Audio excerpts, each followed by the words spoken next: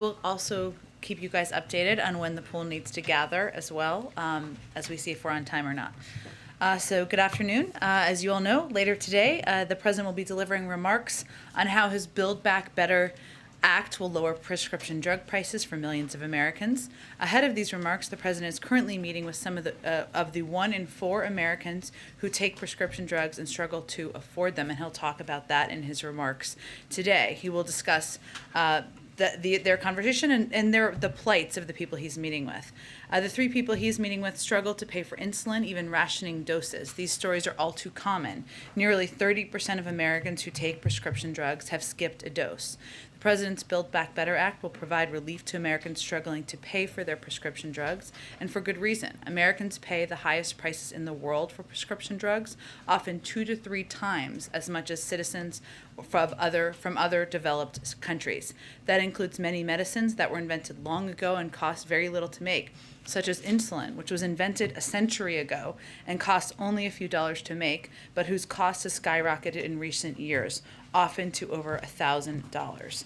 The President's Build Back Better Act will cap the cost of insulin to $35 a month, limit seniors' prescription drug expenses to $2,000 a year, empower Medicare to negotiate down prices for some of the most expensive drugs, penalize drug companies that raise the cost of medicines more than inflation, lower costs for seniors by ensuring they never pay more than $2,000 a year for drugs under Medicare Part D, and expand healthcare coverage to millions more Americans.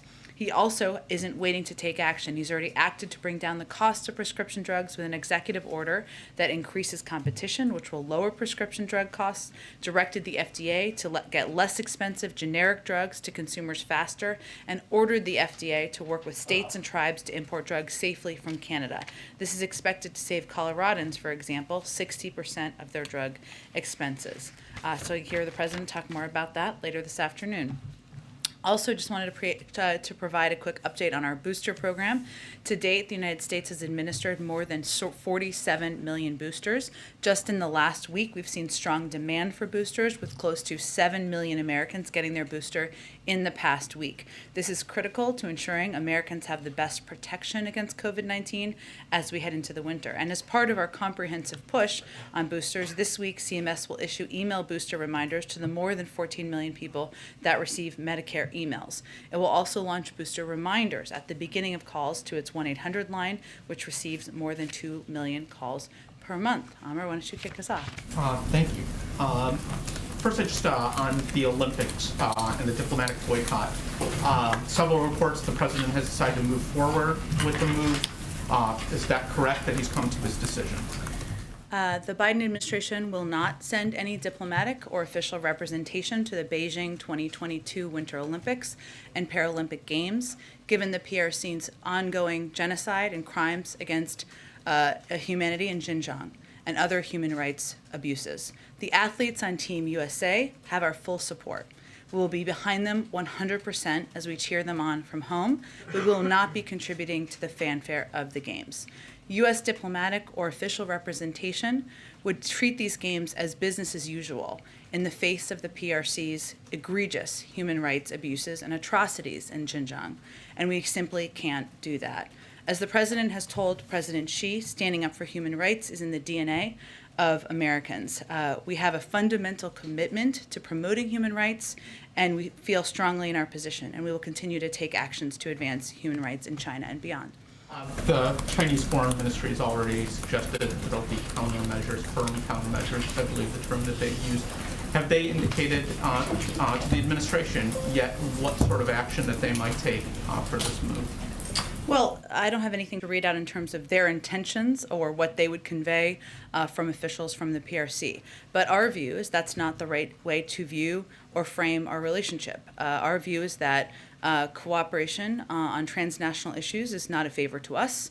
It is not a transaction. The PRC should be taking action on issues where the global community, to meet the needs of the global community. And that's what they should do in order to be a part of leadership in the global community. So I don't have anything to read out on their front. They can certainly speak for themselves. Can you walk us through a little bit of the logistics of tomorrow's video meeting with President Putin? Just everything from who will be in the room on the U.S. side, how much time has been blocked out for the meeting, and how much do you expect to be focused on Ukraine versus Iran, cybersecurity, some of the other issues of tension or mutual interest in the relationship? Sure. Well, I'm certain we will put out a list of the delegation who will be attending. I can see if that's something that we can provide to all of you later this afternoon, and I can also check on the logistics of how much time is blocked out for the meeting. In terms of the focus of the meeting, as was announced when we announced it this weekend, is an opportunity for the president to underscore, of course, U.S. concerns with Russian military activities on the border with Ukraine and reaffirm the United States support for the sovereignty and territorial integrity of Ukraine. It's also an opportunity to discuss a range of topics in the U.S. and Russia relationship, including strategic stability, cyber, and regional issues. But you can certainly expect that our concerns about the military activities on the border will be a prominent part of the discussion. Go ahead. Thanks, Jen. Should Americans be prepared for the likelihood to see American forces on the ground in the region in the event that Russia does invade? I'm not going to get ahead of the president's conversations with his transatlantic partners, which is going to happen later this afternoon, and we'll provide you a list of who will be participating in that call as soon as those scheduling details are finalized. But I would say that our objective here, Cecilia, is conveying diplomatically that this is the moment for Russia to pull back their military buildup at the border, that diplomacy is the right path forward here, but that we are to continue to coordinate closely with our partners, our transatlantic partners, on a range of economic sanctions and steps that couldn't be taken should President Putin decide to move forward. And how would the White House characterize relations with Russia heading into this call right now? I think our objective from the beginning of the president's time in office has not been to escalate the relationship, but has been to move to a more stable footing in the relationship. But certainly that means that we can raise concerns where we have them, specifically about areas like the military buildup we've seen on the border in Ukraine. Many of us lived through a similar playbook back in 2014. And the president is not going to hold back in conveying his concern and also conveying our conversations and our preparations should they be warranted. We don't know that President Putin has made a decision. We don't know that yet. But that's why this is an opportunity to have a conversation. But there's also an opportunity in this call to have a conversation about a range of topics where there can be mutual interest, whether it's Iran's nuclear capabilities as a member of the P5+1 talks and what that looks like moving forward, and other strategic stability issues where we have worked together in the past. Just very quickly on China, if I may, is a diplomatic boycott enough given the human rights abuses? Well, let me first say, everybody can call it whatever they want to call it. I would just remind you that often when you use diplomatic boycott, that phrase, that brings people back to 1980, and we are not. The athletes will be participating. We will be rooting for the athletes from home. I am an Olympics-obsessed person, so I'm looking forward to doing that. But I think this is just an indication that it cannot be business as usual, that not sending a diplomatic delegation sends that message. That does not mean, I think this was your question, just to come back to it, that is the end of the concerns we will raise about human rights abuses in Xinjiang. We've already taken a number of steps. We've been a leader in the world in leading actions through the G7. We're obviously also working with Congress, but this is just sending a message that given these human rights abuses, we cannot proceed with business as usual. Go ahead. Are you trying to get other allies to join the United States in this diplomatic boycott? Well, Steve, we have informed them of our decision, and obviously we will leave it to them to make their own decisions. Why not pull American athletes from the Olympics? I don't think that we felt it was the right step to penalize athletes who have been training, preparing for this moment, and we felt that we could send a clear message by not sending an official U.S. delegation. And on the Putin call, how specific will the president be with Putin on what the consequences will be if there's an invasion? I think the president will be clear, as we have conveyed publicly. that we have been preparing a range of economic sanctions or economic options that could have a detrimental impact on the Russian economy. In terms of what level of detail, I will leave the president the space to do that himself. Go ahead. On those potential sanctions, obviously European partners have different equities here, particularly on the energy side of things. Will these all be done in concert with transatlantic allies, or is there a possibility that the U.S. would operate some on a unilateral basis? It's a great question, Phil, and I think the president is going to have this conversation with a number of key partners this afternoon. Obviously, it's important to us to move in coordination and in lockstep with our transatlantic partners and allies, but I don't want to rule anything in or out before those conversations are had. On the domestic front, Senator Schumer sent a letter to his colleagues this morning making clear that his deadline of Christmas to finish Build Back Better still stands at this point in time. Seems like there's still a lot of work to do. Is that a deadline you guys subscribe to, would like to see, or do you see it going further than that? Well, as you noted in his colleague letter, very Washington term, Leader Schumer made clear today that he's moving full speed ahead, and that he outlined in very specific wonky Hill detail that I'm sure you of all people appreciate, Phil, all of the work happening behind the scenes. Obviously, we're engaged in that, but we certainly support Leader Schumer's effort and push to move this forward and get it done in the coming weeks. I guess what I'm asking is Christmas drop dead, or can this be something that moves past Christmas if the legislative realities make that the case? I certainly understand why you're asking. We have many conversations and briefings between now and Christmas, so we're just encouraged by Leader Schumer's effort to move this forward, all of the work happening behind the scenes among staffers, among members, to move this forward and get it done. Go ahead, Ashley. Thank you. Jen, on the Democracy Summit, can you explain why countries such as Hungary, which is an EU member, and Turkey, which is a NATO member, are not invited, while other countries like the Philippines and Pakistan, which has an especially egregious record on human rights, are included? Sure. Well, the Democracy Summit that will happen later this week is an opportunity to bring together U.S. officials, civil society leaders, and foreign leaders who represent a diverse array of experiences to talk about strengthening democracy, defending against authoritarianism, fighting corruption, and promoting respect for human rights.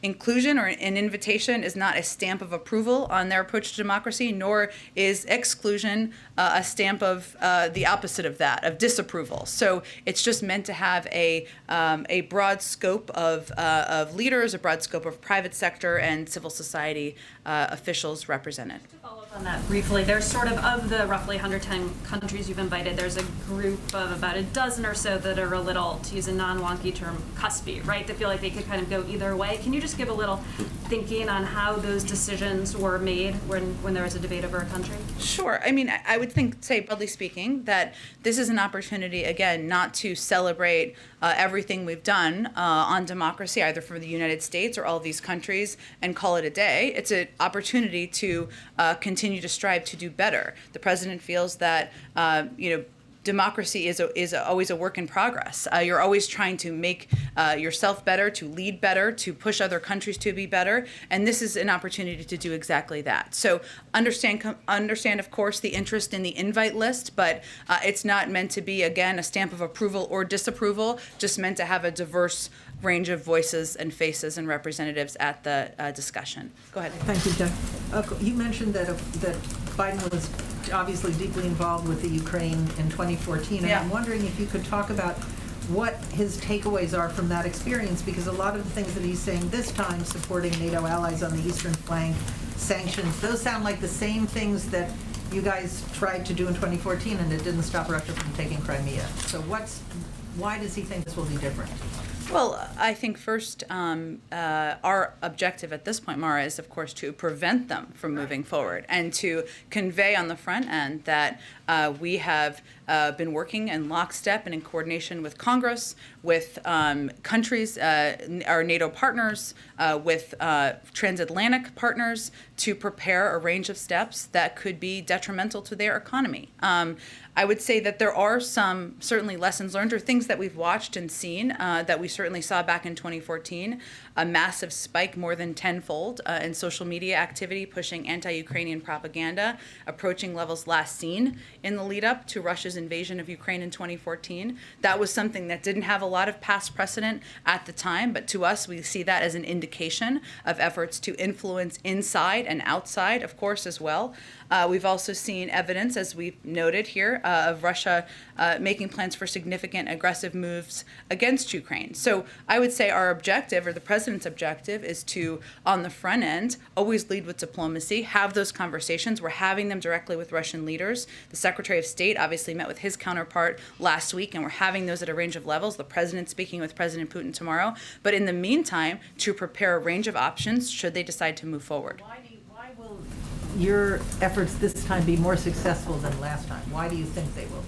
Well, we will see if they are. But our objective, first and foremost, is to prevent the move forward, the military progression that we saw happen in 2014. I have one quick question on testing. Last week, obviously, the president explained some ramp up in testing, but there's still a lot of countries like Germany and the UK and South Korea that basically have massive testing free of charge or for a nominal fee. Why can't that be done in the United States? Well, I would say first, we have 8 tests that have been approved by the FDA here. We see that as the gold standard. Whether or not all of those tests would meet that standard is a question for the scientists and medical experts, but I don't suspect they would. Our objective is to continue to increase accessibility and decrease costs. And if you look at what we've done over the course of time, we've quadrupled the size of our testing plan. We've cut the cost significantly over the past few months, and this effort to ensure insurers you're able to get your tests refunded means 150 million Americans will be able to get free tests. Complicated though. Why not just make them free and give them out and have them available everywhere? Should we just send one to every American? Maybe. Then what happens if every American has one test? How much does that cost, and then what happens after that? All I know is that other countries seem to be making them available in greater quantities for less money. Well, I think we share the same objective, which is to make them less expensive and more accessible, right?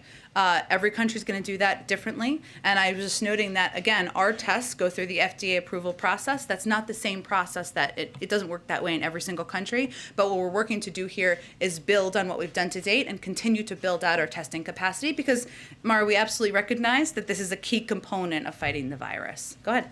Thanks, Jen. On Russia first, you said that the goal is to prevent Putin from invading. So what is President Biden willing to threaten in this phone call will happen if Russia invades, just beyond more sanctions?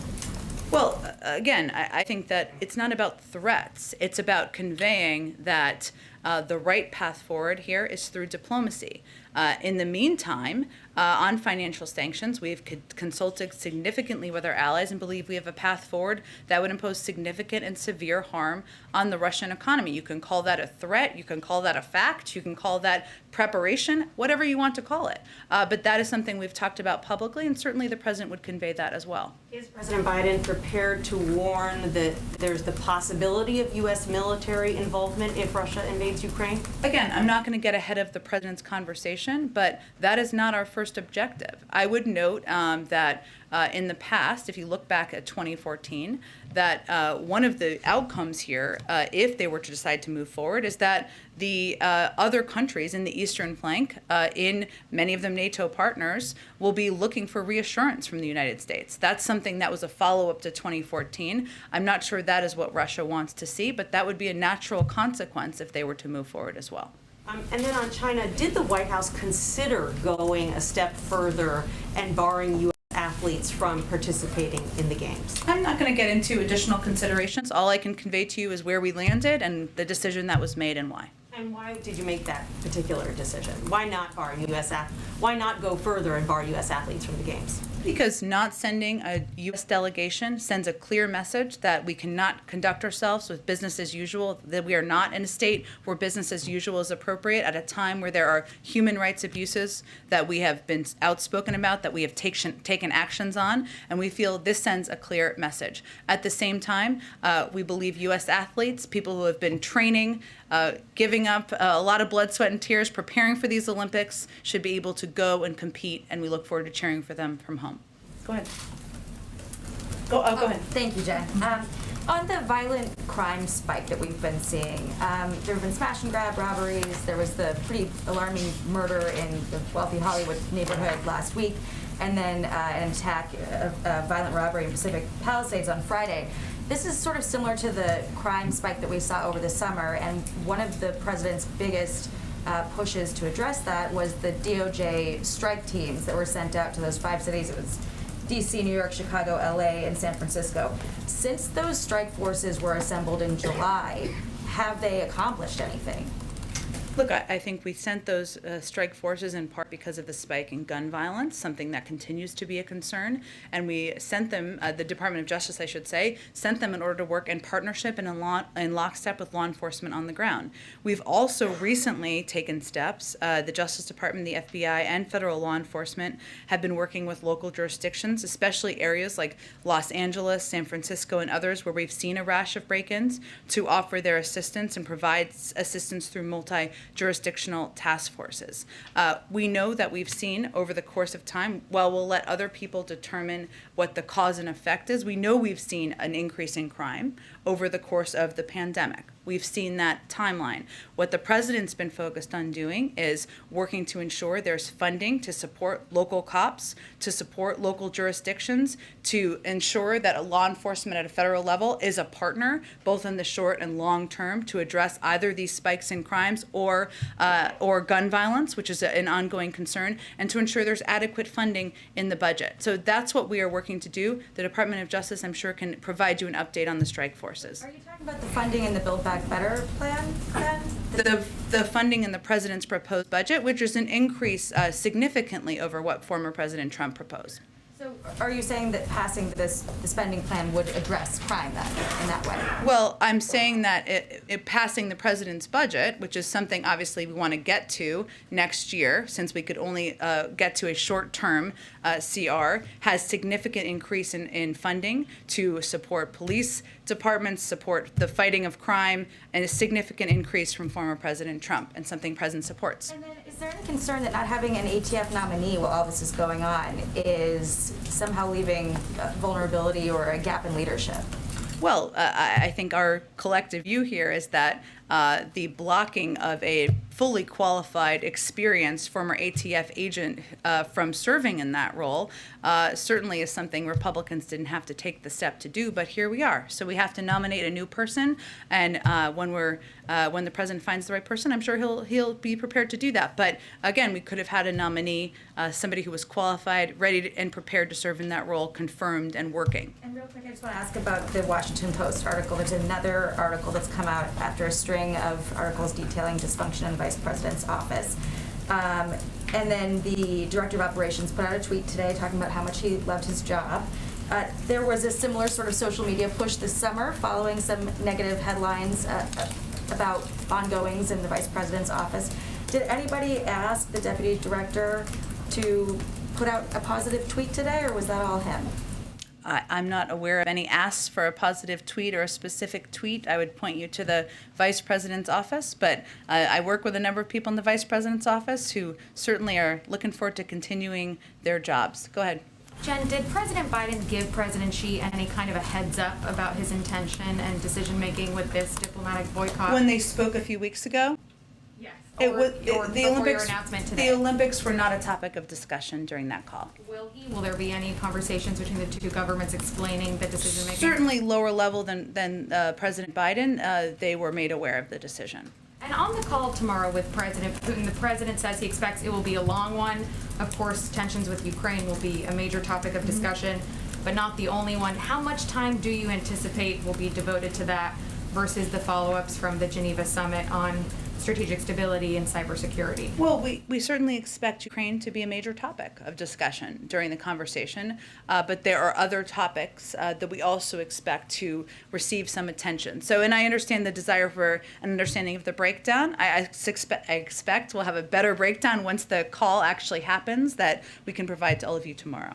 And finally, just on COVID, Dr. Fauci said yesterday the Africa travel bans are being evaluated on a daily basis, that it's possible the policy could end at any time. So what would the White House need to see happen in order to lift those bans? It wouldn't be it would be a recommendation from Dr. Fauci and the health and medical experts that we should pull back those travel restrictions, and that's something that's being evaluated and discussed on a daily basis. Back on Ukraine, just to distill it down to a couple important terms of art, does the president view the current territorial integrity of Ukraine and the vital national security interests of the United States?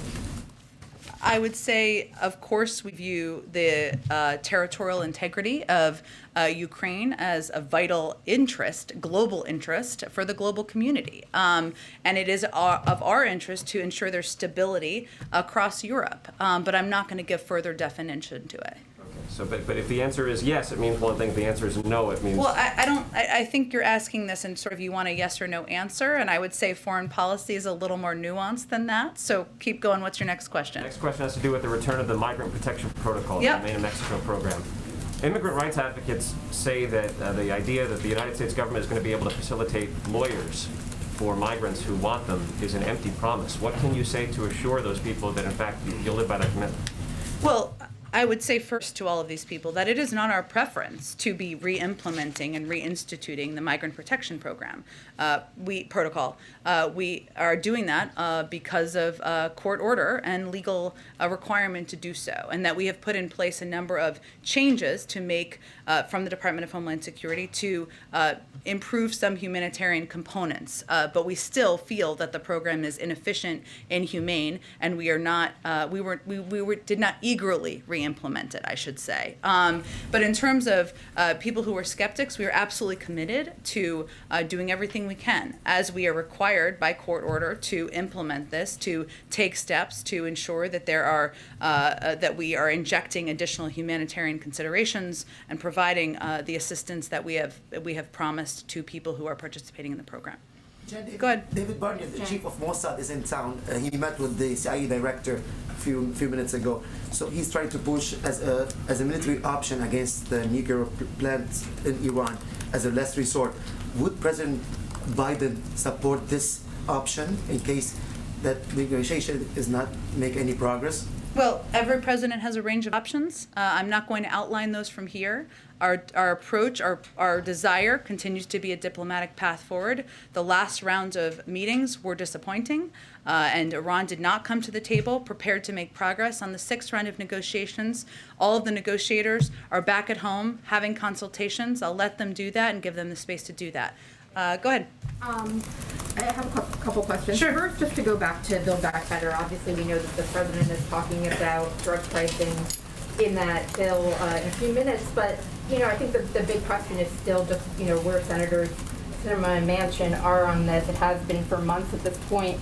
As the president and senior staff work on negotiating with them, are they confident that something can actually get done in these next couple of weeks with those individual people? I know overall the committees can do their work, but it's still, there's been these sticking points for quite some time, and they haven't seen in their public comments recently to really be yielding all that much.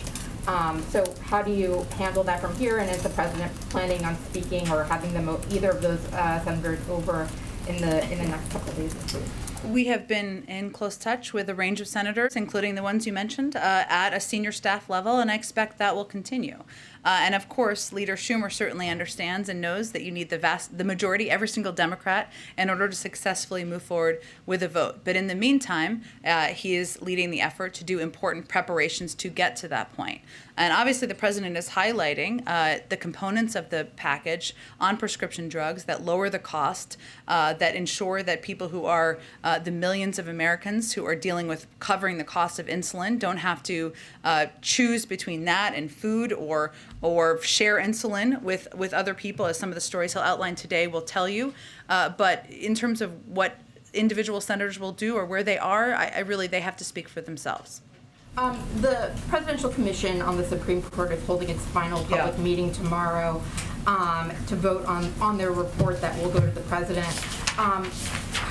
What are your plans for how the president will and the White House staff will process that information and then respond to it? That came from an executive order with a 180-day timeline. So will there be a shorter timeline for an evaluation of this. I think that you're seeing, just since the oral arguments last week on abortion, a lot of concern among a lot of people on the Democratic side about the court, and how are you going to kind of respond and move forward on those issues?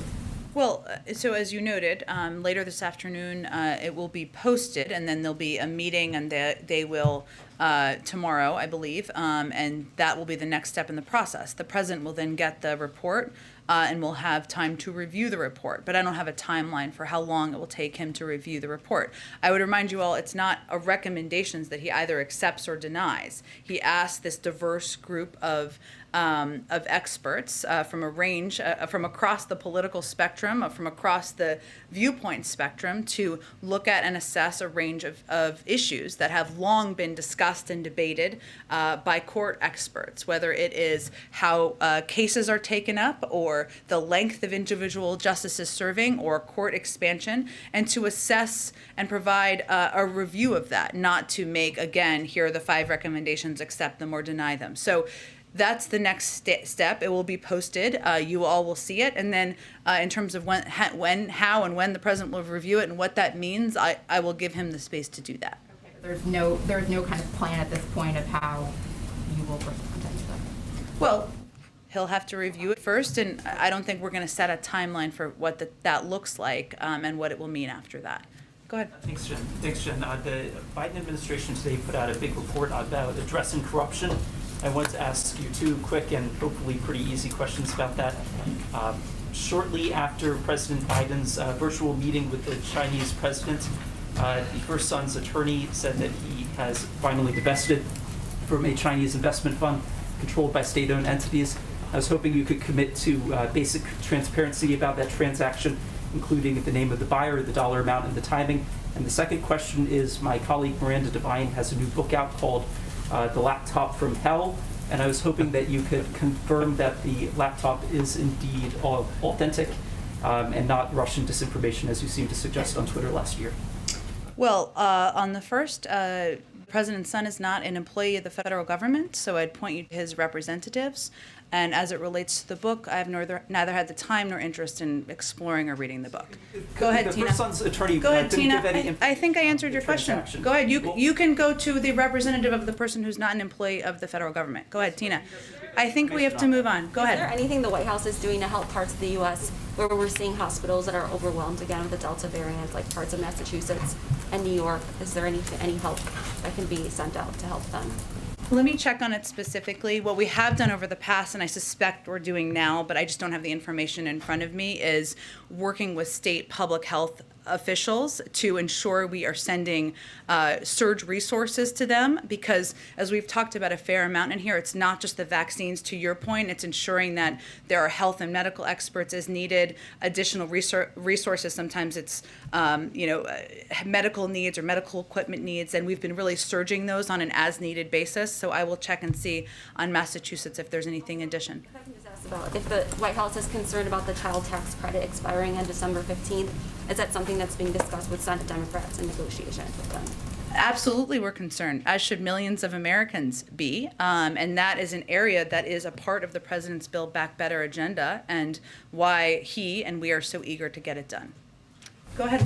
Thanks, Jen. You said in response to Ashley of the president's belief that democracy is always a work in progress and that you have to push yourself to do better as well as pushing other people to do better. So what does the president believe the United States needs to do better?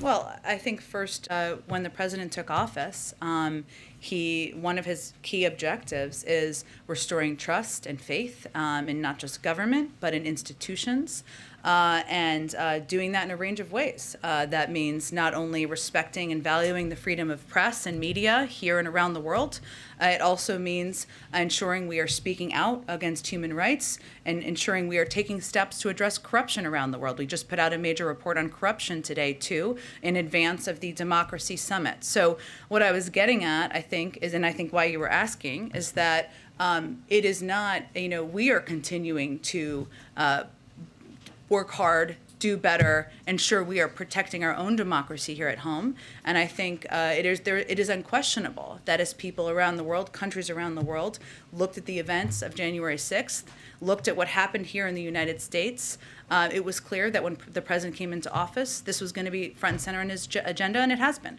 Shifting gears on one other Yeah. question. Besides Build Back Better, Yeah. what legislation realistically does the president think that Democrats can pass into law before the end of his first year in office? Before the end of his first year in office.